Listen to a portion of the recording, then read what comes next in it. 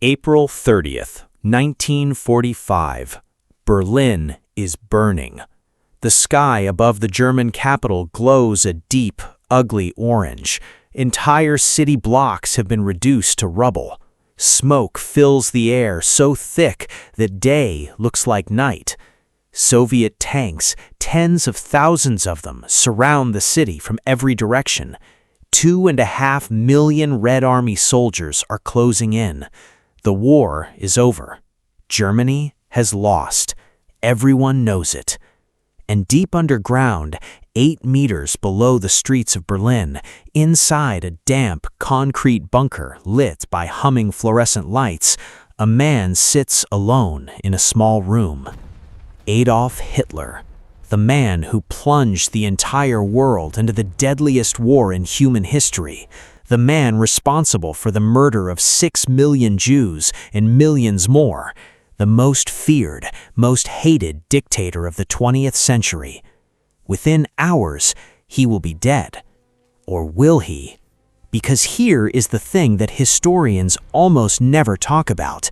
We have no confirmed body, no DNA evidence accepted by Western scientists, no photograph of his corpse.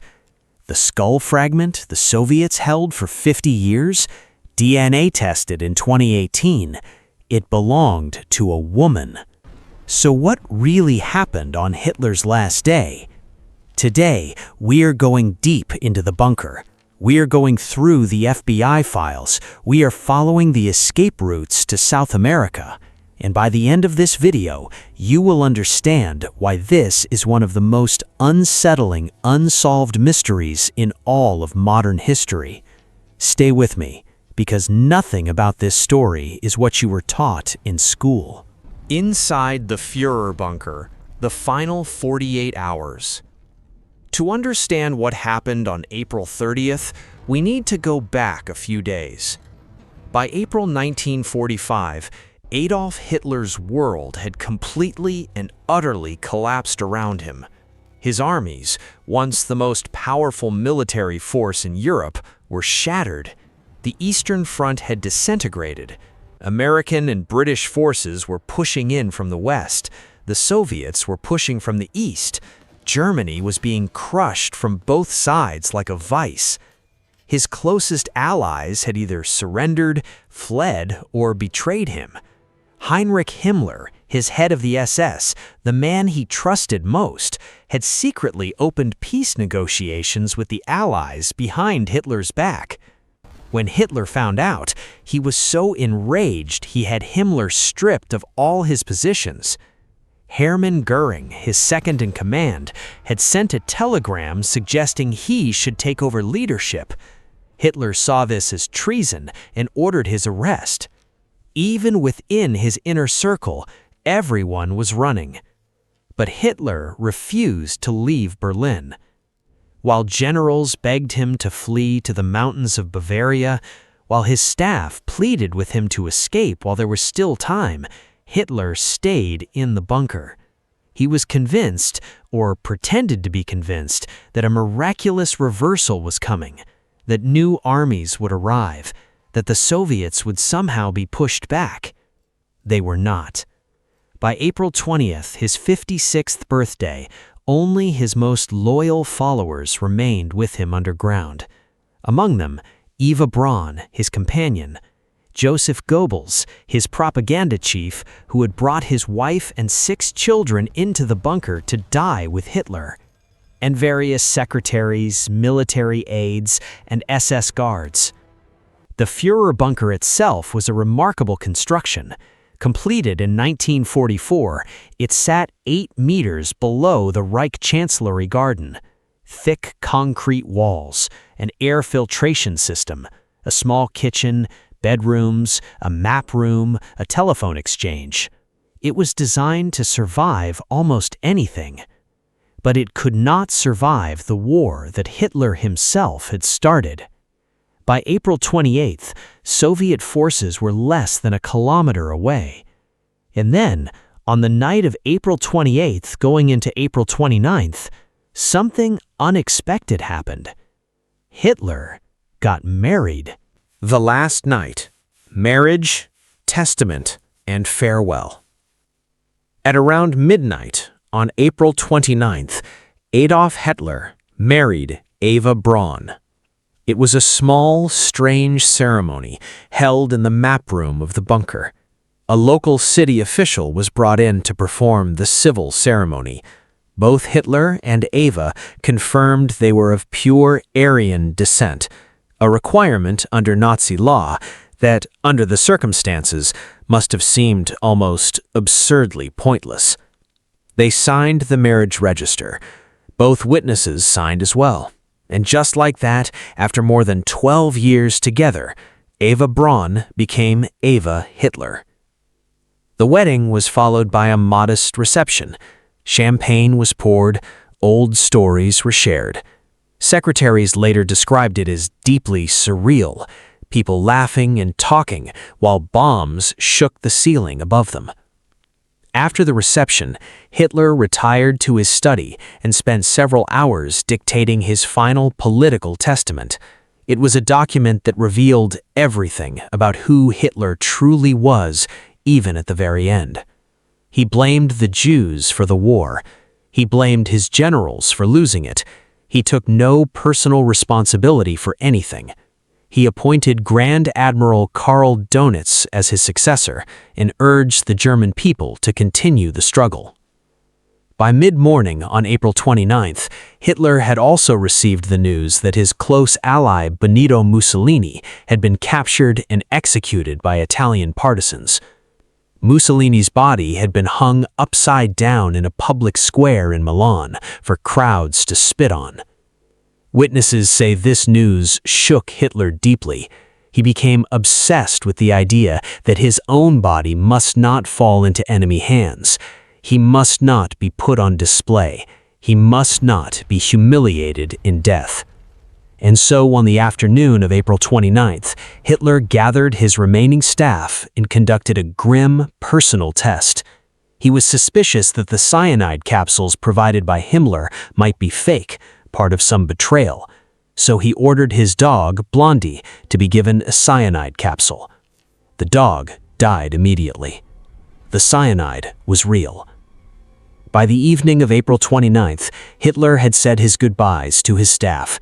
He shook hands with each person individually, moving slowly down the line, mumbling words that some described as incoherent. The next morning, April 30, 1945, would be his last. April 30th, what the official story says. According to the official historical account, this is what happened on April 30th, 1945.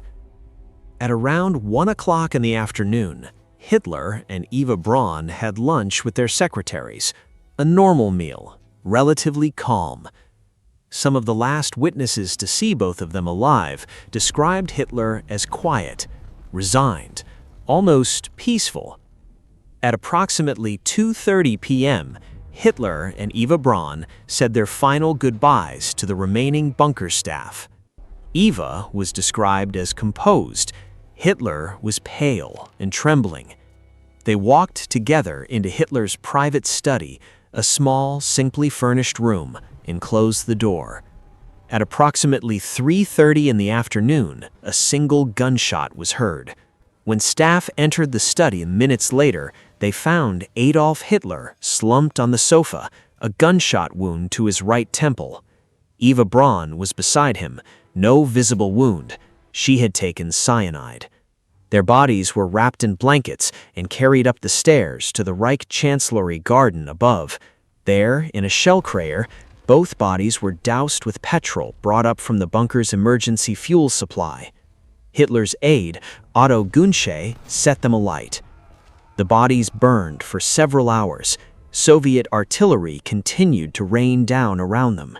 Staff took turns coming up to pay their last respects, then quickly returned underground. The ashes and partially burned remains were later buried in a shallow grave in the garden. When Soviet forces captured the bunker on May 2, 1945, they recovered what they believed to be human remains. Soviet investigators conducted their own forensic examination using dental records provided by Hitler's dentist to identify the remains. Joseph Stalin was personally informed Hitler was dead, or so the Soviets said. And here is where the story, the official textbook story, begins to completely fall apart. The evidence problems. 4 reasons to cue you everything. Let us go through the evidence one by one. Problem number 1. The missing skull.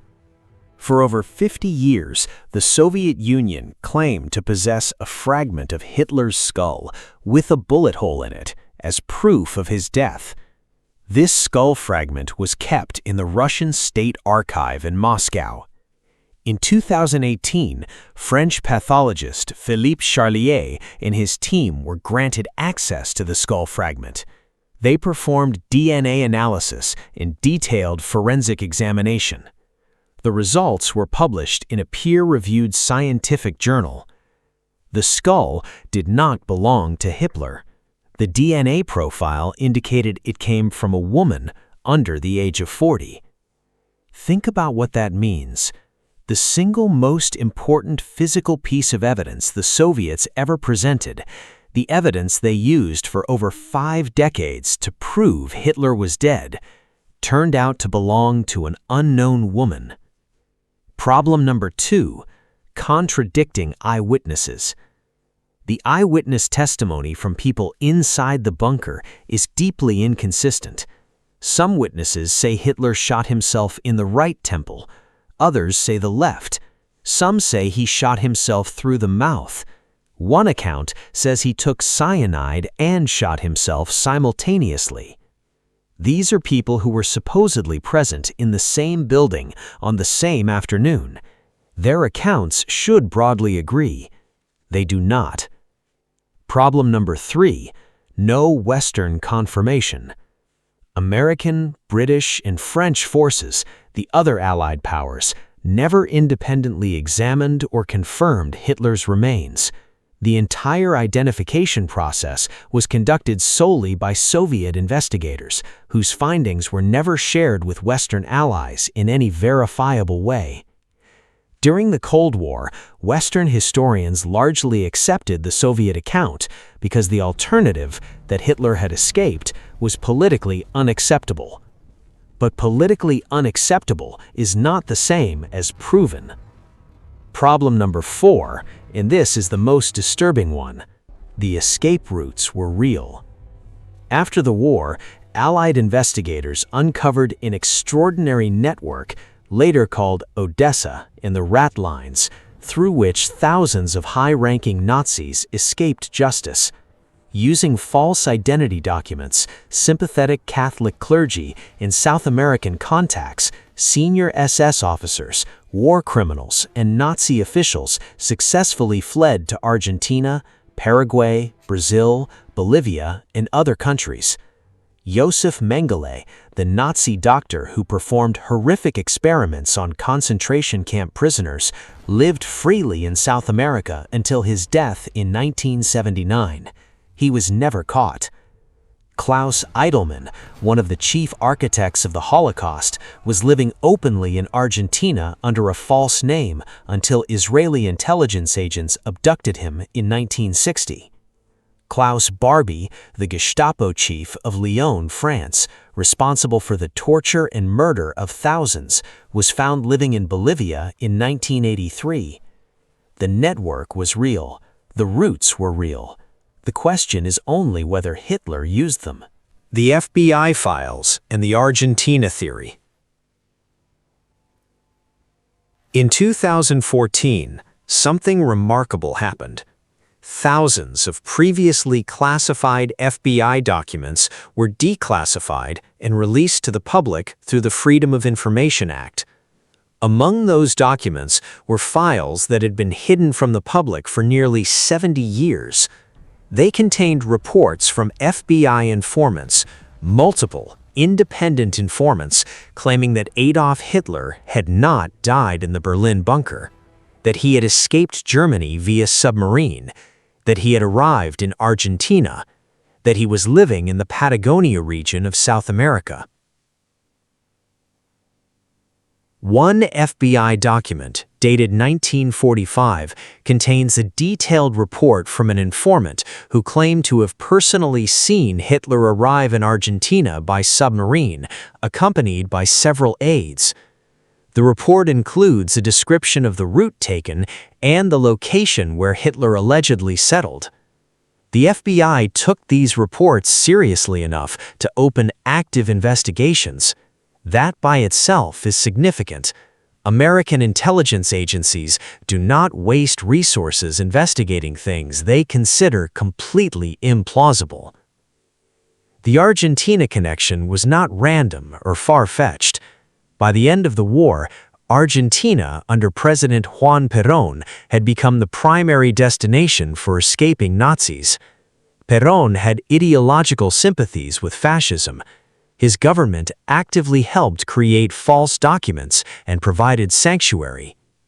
In 2015, a book called Grey Wolf, written by British authors Simon Dunstan and Gerard Williams, presented what they claimed was extensive investigative research, including interviews with eyewitnesses in Argentina, supporting the theory that Hitler lived in Patagonia until 1962, dying peacefully at the age of 73.